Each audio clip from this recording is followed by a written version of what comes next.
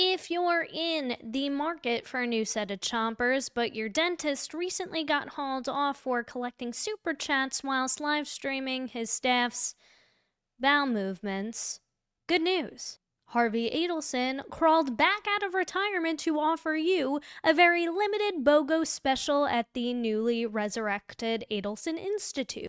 Live for Donna, get free veneers. Free molding and consultation included. They said Donna Adelson promised them money, housing, veneers, prescription drugs, if they were willing to testify that Catherine McBanois told them a completely different story about the crime than the one that she would be testifying to. Hello, and welcome back, roommates, to another titillating edition of Alexasrewm, where we are not lawyers, we are not medical professionals, and we are not law enforcement. We are just people who have opinions about all things going on in the true crime community, including domestic coordinator Donna Sue Adelson taking a play straight out of Julie Albert's book. Only instead of trying to bribe the lead investigator and his wife, she's doing things the old-fashioned way. Law enforcement received information from women who said that the defendant, Donna Adelson, was offering them bribes in exchange for false testimony in this trial. They said Donna Adelson promised them money, housing, veneers, prescription drugs, Netflix subscription, if they were willing to testify that Catherine McBanois told them a completely different story about the crime than the one that she would be testifying to. I mean, hell, do a good enough job lying on the stand and I'll get Uncle Touch-Up over here to give you a free nipple piercing with the same floss he uses to clean out his own veneers. One informant was even able to show law enforcement a script, a question and answer session for a direct examination in trial. So Mad Libs? That Donna Adelson herself wrote, and that Donna Adelson wanted this informant to memorize and come into court and perjure herself by reciting it to you here in trial. Donna, this isn't 60 days in. I mean, you could have at least wrote this out on a piece of toilet paper so at least the informant, this snitch that you were trying to bribe off, could have flushed it down the toilet. You're talking about some random chick that you don't know anything about who's got some missing teeth, and you're promising drugs and then fake teeth to replace the teeth that have already rotted out of her mouth because of probably other drugs that she's done in the past. And you're asking her to lie for you. You don't write scripts like that on a piece of paper and just hand it off. You show them the script, you do a little back and forth of some, mirror exercises or whatever they do in the Meisner acting studios, and you have her flush that shiz. This isn't fanfic for prison. And while Donna was busy crooning to the sweet, sweet sounds of David Gray, not too long after this seemingly new information that came to surface today in the prosecution's opening, it was the defense's turn to shine. And no, this is not Donna Adelson representing herself. She just happened to choose the only attorney in the state of Florida that looks exactly like her. The defense made a choice in tailoring most of their opening argument to simping for the victim, Dan Markel, but mainly just so Donna could show the jurors how much emotional credibility she has, which is about the same as Casey Anthony at a baby shower. This case with each other or any other person. To which then Donna was told to, quote, control herself by Judge Stephen Everett. Shout out to a trial channel on the Twitter X's and the YouTubes for all your live streaming court needs. Make sure you go give them a like and subscribe. I do believe this merits a small bit of discussion on the topic. The matters that we've discussed at sidebar concerning emotional responses, I do feel it is important at this point. Mrs. Adelson, when the testimony is occurring or the evidence, I know you may have a natural reaction, but as best possible, you need to control your reactions. concerning any head movements, any expressions of disagreement, or any emotional outburst. The jury must decide this matter on the merits, on the evidence. Do you understand this? Very well. I do not wish to do this in front of the jurors at all, but it's very important that you are able to control your emotions. Do you understand what I'm saying? No, Stevie, I love it when you talk dirty to me. And while she has no problem shedding tears for herself, it does seem like she has no problem shedding little to no tears for son Chuckles. It appears her defense involves throwing her golden boy under the bus. Charlie Adelson, which is her son, gave approximately between $130,000 and $138,000 that he had in his safe that he collected and stapled together.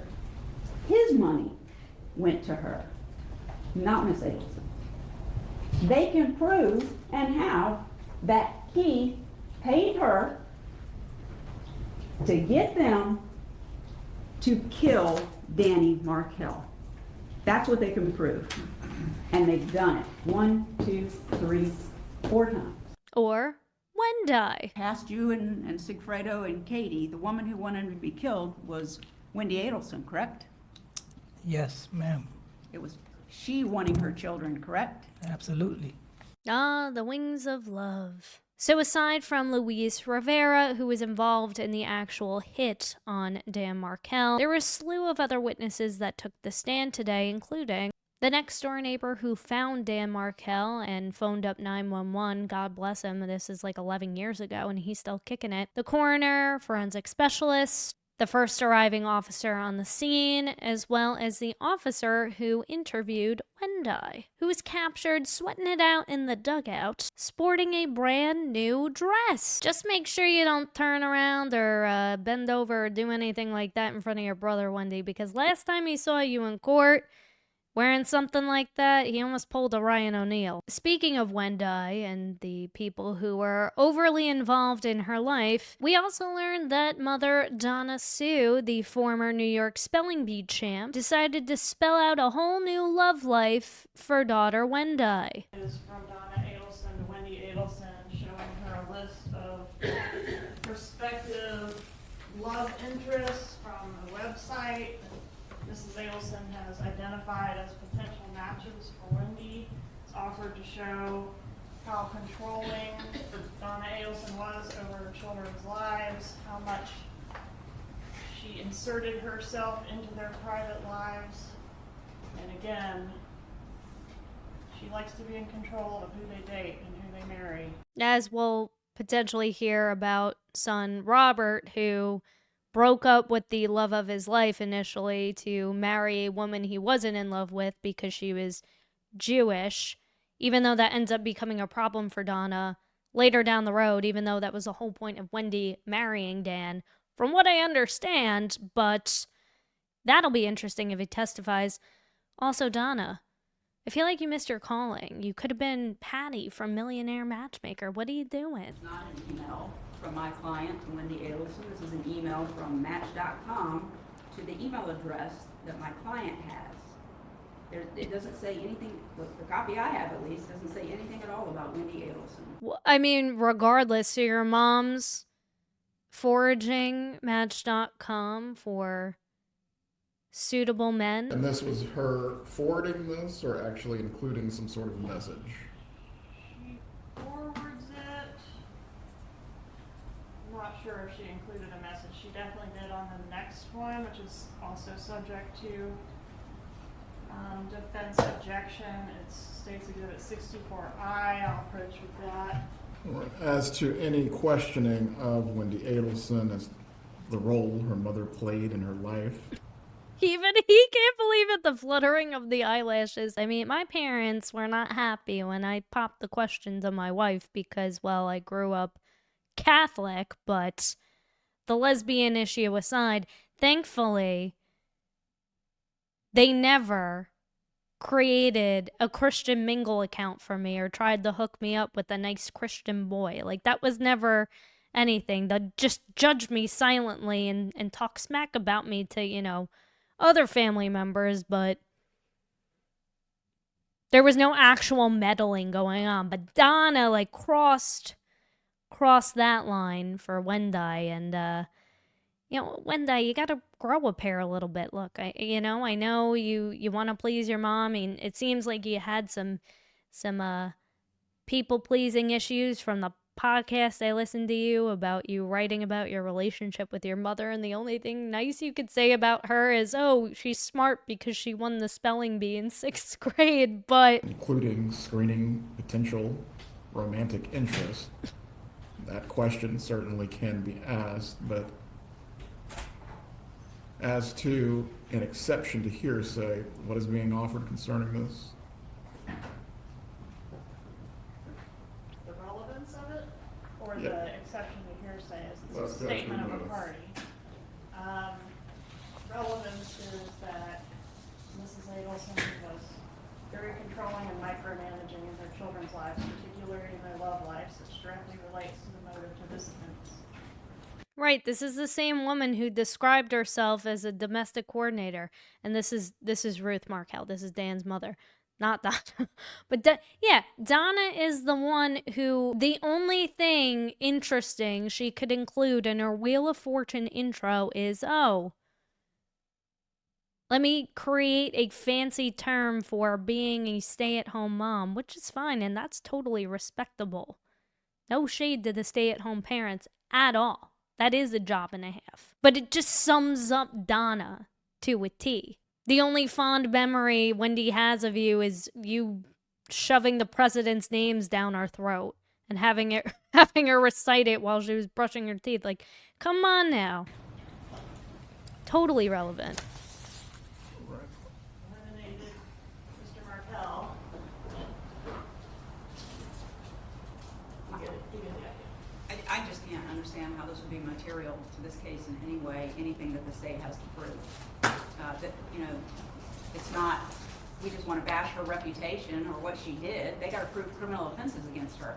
How does her being on Match.com while she's living with her daughter have anything to do with something the state has to prove here? Nothing. I believe this once again goes to the issue of motive. I understand the defense's position that you disagree. So I guess this is before or after Dan was unalived, because there was a period where Wendy was living with Donna, and that was the time that podcast that I played in one of my last videos. I'll link it in my video at some point so you can check it out. That's still weird. It's like, one, like, my husband just died, was unalived, and you're creating a profile for me. Like, the last thing on my mind would be, oh yeah, let me find myself a new hunky Jewish man. Whether the defendant in any way possessed a motive concerning Wendy Adelson, or excuse me, as it related to the deceased and controlling who Wendy Adelson may have sought as a romantic interest. Ms. Kappelman, do you have other evidence that's going to tie that to this particular item? I do have other evidence that Mrs. Adelson, she's on the wire speaking about Wendy's love life and her current love interest and who she wants her to date, and discussing with Charlie Adelson, wanting Charlie to intervene with Wendy and encourage her to date a certain person. I don't know. There's something about Charlie and Wendy's relationship that kind of gives me the ick. So we'll see how this all continues to shake out. Like I said, I think Wendy is going to be taking the stand on Monday, so that's when I expect more fireworks. With that said, if you enjoyed today's content, make sure you hit that subscribe button. Make sure you hit that notification bell so you don't miss that video from me. Make sure you hit that like button, because that tells the YouTube algorithm that other people might want to watch this video too. And if they do, that's cool. Thanks so much for watching, and until then.